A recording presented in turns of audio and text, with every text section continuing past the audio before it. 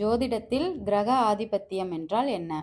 ஒரு கிரகம் சொந்த நட்சத்திரத்தில் இருந்தால் அது ஆதிபத்திய பலனை செய்யும். இப்போ உதாரணத்துக்கு குருவோட நட்சத்திரத்திலே பூரட்டாதியில இருக்கிறான் அப்படின்னா, அதாவது கும்பத்துல பூரட்டாதியில இருக்கிறான் அப்படின்னா அதோட ஆதிபத்தியம் பார்த்தீங்கன்னா மீனம். அப்போ அது 2ஆம் பாவத்தோட பலனை செய்யும் அப்படின்றது நம்ம சொல்லுவோம். இப்போ ராகு கேதுக்கு சொந்த வீடு கிடையாது. அதனால ராகுவும் கேதுவும் அவங்களோட நட்சத்திரத்துல இருந்தா, இப்போ ராகுவோட நட்சத்திரத்துல இருந்தா அதோட ஆதிபத்தியம் பாத்தீங்கன்னா குருவோட இதை தான் எடுத்துக்கும். அதே மாதிரி கேது சொந்த நட்சத்திரத்துல இருந்தா அதோட ஆதிபத்தியமா புதனோட வீடோட இதை எடுத்துக்கும். உதாரணத்துக்கு செவ்வாய் மிருக சிறுஷத்துல இருக்கு, மிருக சிறுஷத்துல 2ஆம் பாதத்துல இருக்கு, சொந்த நட்சத்திரத்துல இருக்குன்னா அதோட ஆதிபத்தியம் பாத்தீங்கன்னா மேஷம். சரிங்களா? அதே மாதிரி மேஷம் 12ஆம் வீட்டோட பலனை தரும். அது என்ன லக்னத்துக்கு அப்படின்னு பாத்தீங்கன்னா, இப்போ உதாரணத்துக்கு விருச்சிக லக்னத்துல பிறந்திருக்கிறாரு. விருச்சிக லக்னத்துக்கு 7ஆம் வீடு ரிஷபம்.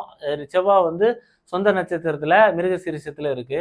அதோட ஆதிபத்தியம்னு பார்த்தீங்கன்னா அது 8ஆம் வீட்டோட பலனை செய்யும். சரிங்களா? அந்த மாதிரி நம்ம ஒரு விஷயங்களும் நம்ம இதில் எடுத்துக்க வேண்டிய அமைப்புகள் உண்டு.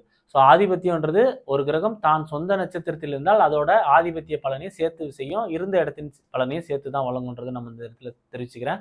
வீடியோ தொடர்ச்சியாக பாருங்கள், ஷேர் பண்ணுங்கள், சப்ஸ்கிரைப் பண்ணுங்கள். நன்றி, வணக்கம்.